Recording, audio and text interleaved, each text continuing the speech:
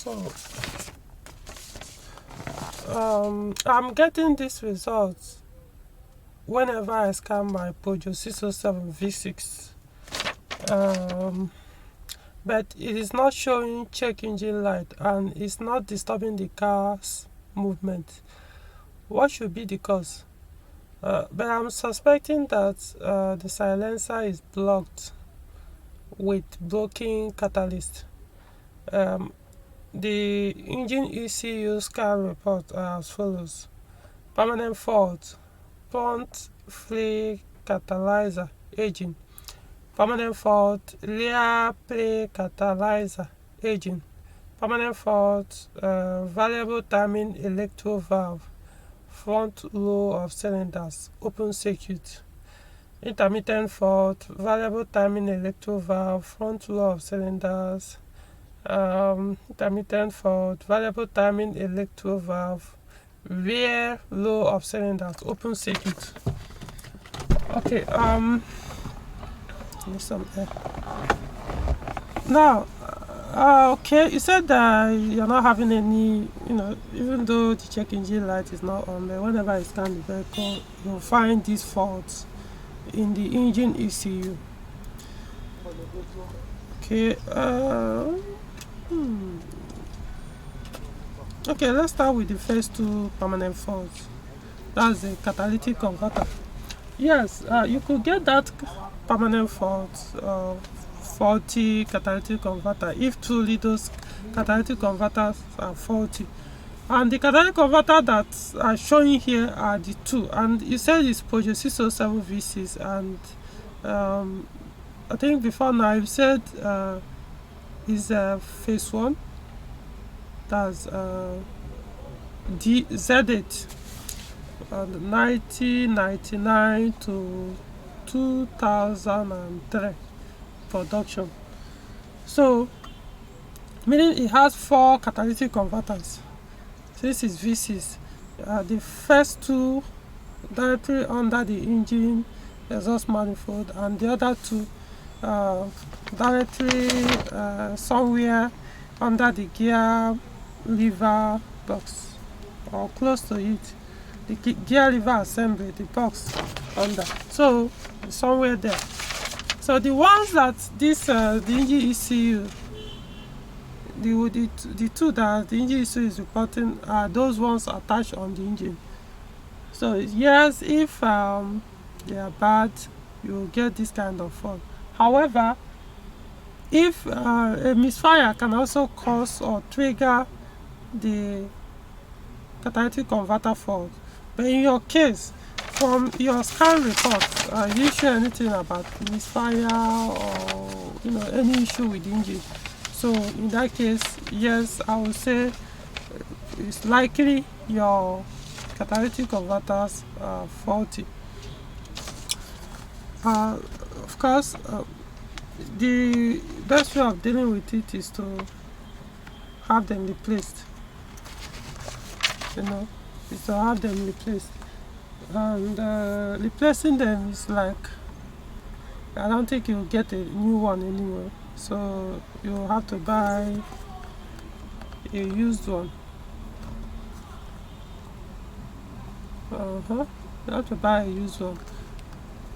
But before then, so some other faults, before you even talk about changing your catalytic converter, there are 2 other faults there which has to do with the timing. It says variable timing electrovalve, even though they are intermittent faults. These valves is actually what is supporting this thing as the VVT solenoid. That's the variable timing electrovalve solenoid, valve or solenoid, call it whatever. So these are the components that report this fault. Under normal circumstances,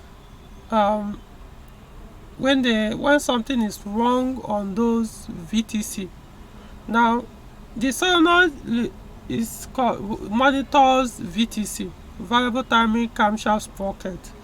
Now the sprocket can fail, right? It can fail. For example, if you own a 407 V6 406 V6 and 607 V6 as well. What else? Which other model? 807 V6. If you start your vehicle when engine is cold or cold temperature, or first time in the morning, and you hear kind of grinding sound, then the noise goes away. That's when the engine starts. Immediately the engine starts, you hear one kind of grinding noise on the engine, once, and then it goes away, and it won't come back. You won't hear that sound again until probably the next morning, or when engine has cooled down, or after many hours. Yeah, that's your VTC that is doing that. So it's not necessary you have to change it because it's making that noise. But what I'm saying is the VTC can also fail, and this will report when the VTC is faulty. However, one thing I've observed is, if for example the V6, the ES9J4S V6 engine in 406 V6, it has 4 bolts, 4 10 bolts, that hold it to the camshaft. Not the camshaft. The 4 bolts, is like an assembly. The VTC has like 2 parts.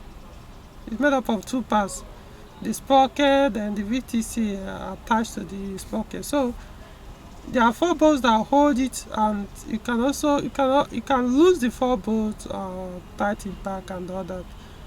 If any of those bolts or the 4 of them slack, and the other side, the outer part of the VTC, that's the one with where the belt, the timing belt goes on, if it slacks and it now starts shaking, this VVT solenoid will start reporting that something is wrong with the solenoid. It will be telling you open circuit, right? And this usually happens when a timing belt replacement was done. It's been done.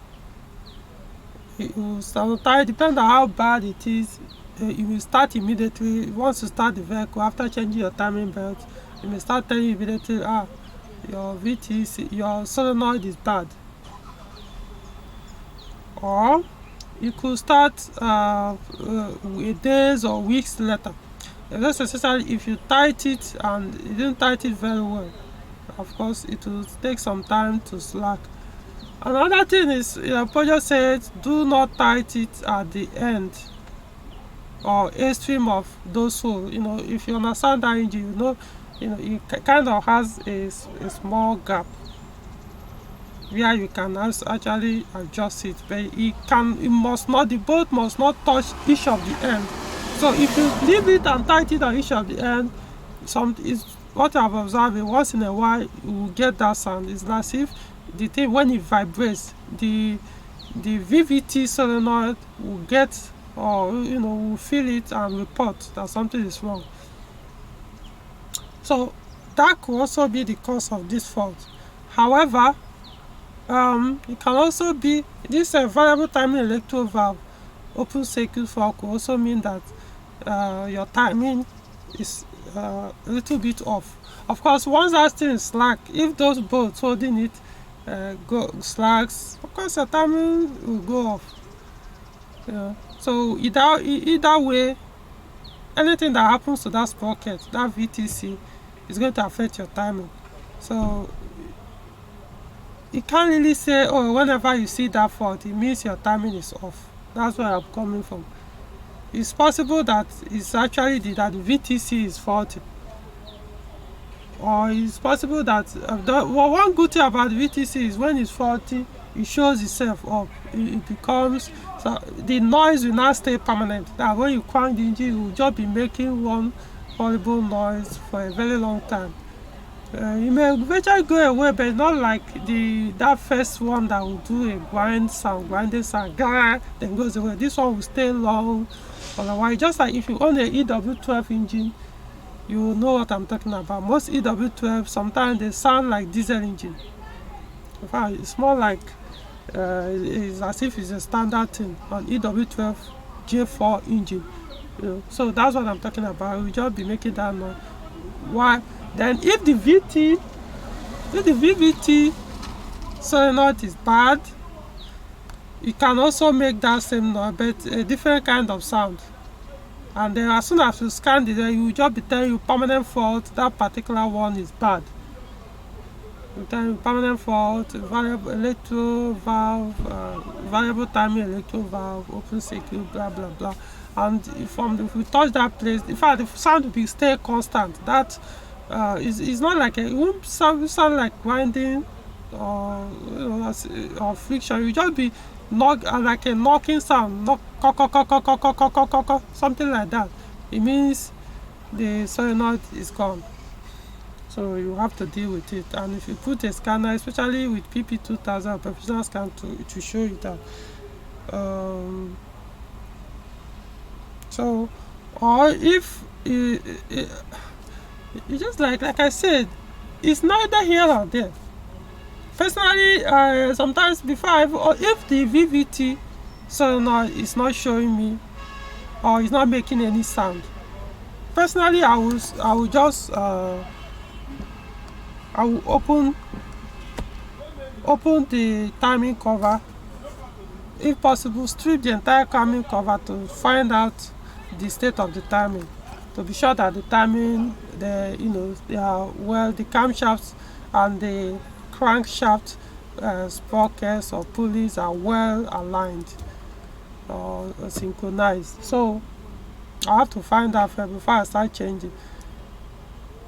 Then, since we are talking about the person that sent this is in Nigeria and the vehicle is in Nigeria, you also have to look at it from another angle, knowing what Nigerians do on their vehicles, even before the current owners, people that own the Peugeot cars right now in Nigeria, even probably before they bought them, probably from another Nigerian.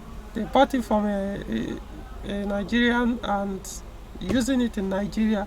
Considering what people do on the electricals, their wires, I would say, yeah, most times these components, your timing, everything will be in good shape, well aligned, and no problem with the VVT or the VTC. Yeah, they will be showing this problem. Reason being that most mechanics, electricians, or whatever you may call them, or auto electricians, they do not actually know or how to.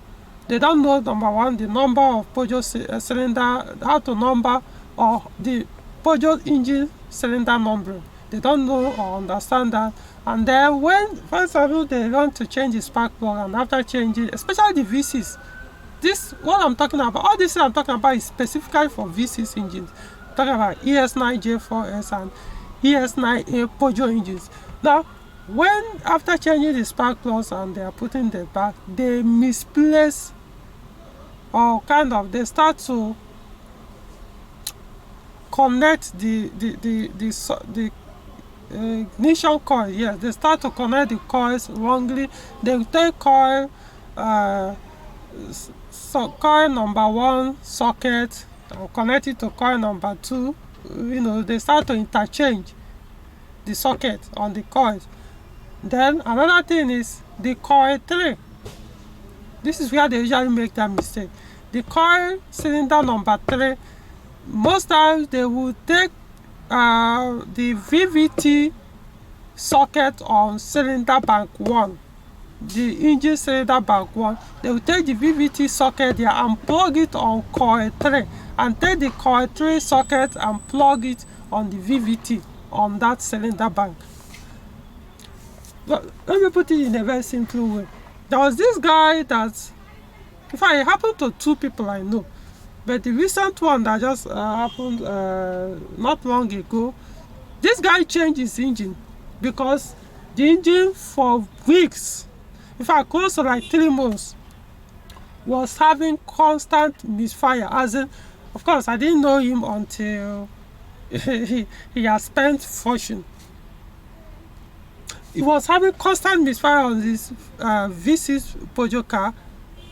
There was nothing they did not do. At a point, they even removed the head, thinking that it was the valve that was causing all those things.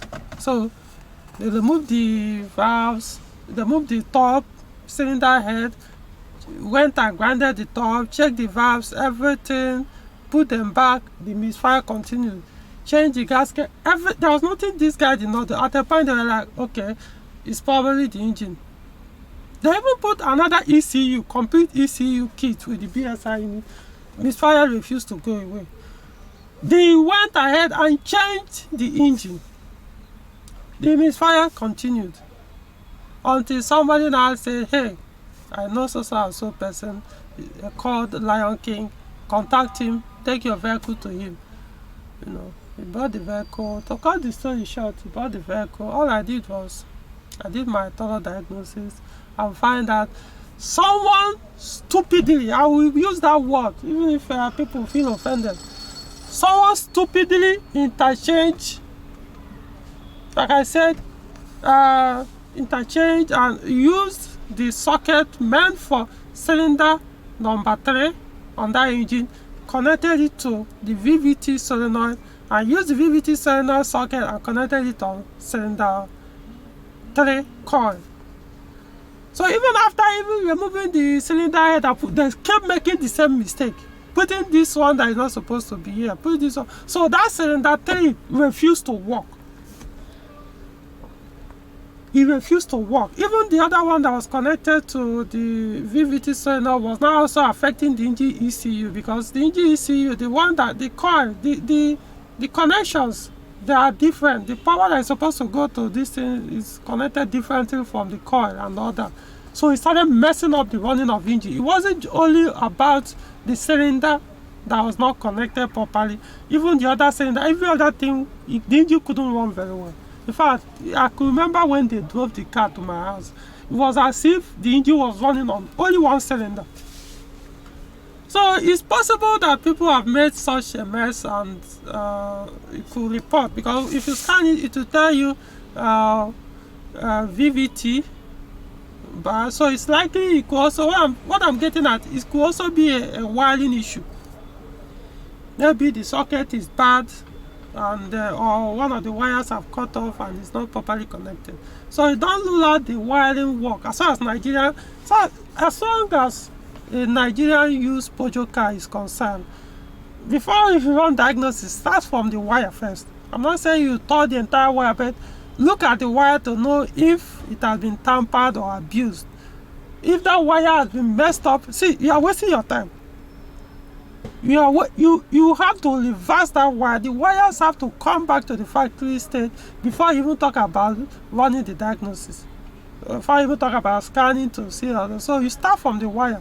It's only when you know that, okay, the wire of this car is intact, nobody has tampered it, hey, you cannot go about with the normal, okay, you scan the vehicle, you use some other diagnostic tools to check or physically examine and all that. Other than that, so that's why I say, as far as Nigerian used vehicle is concerned, Peugeot cars specifically, and V6 engine, ES9J4S and ES9A, which this video is meant for, as far as they are concerned in Nigeria, these things can affect or can also show this fault, which is the variable timing electrovalve. So you have to consider these things, you have to check them out. Like I said, it's possible too that your timing is a little bit off. It's possible too that your wiring has been messed up. It's possible too that it's just a connection issue. They misplaced the connection from one this to the other. It's possible that truly the VVT solenoids are faulty. It's possible that your VTC camshaft, the VTC sprockets are loose, or since your one is ES9J4S engine, so it has that type of, it has that 4 bolts on the VTC sprocket. It could be anything. That's why sometimes physical diagnosis or physical inspection is preferable rather than seeking I say what it could be, because more like all these things I'm saying here is like it could be this, it could be this, it could be this, it could be this. It's only an expert that could now understand. Say, okay, for what I've said now, I've helped him to narrow it down. But if you're not an expert, you may not even understand how this is I'm saying. So some things are better physically checked by someone that understands the system to be able to resolve the issue. Otherwise, you keep wasting money putting it and all that. So I think personally, I will first deal with this VVT issue and then check if the catalytic converter fault will come back. If they come back, you have to deal with it. Of course, you can physically check the catalyst as well, but that one will be more tedious. You can pull it out to check. You can use a temperature tool to check as well. So it depends. Anyway, let me show you guys. I've been talking about VTC, VVT. Some of you will be like, what is this guy talking about? So I'm going to show you these components or their locations so that you know if you're an expert or you want to learn. Probably you know what I'm talking about. Alright, so let's see. Okay. Alright, so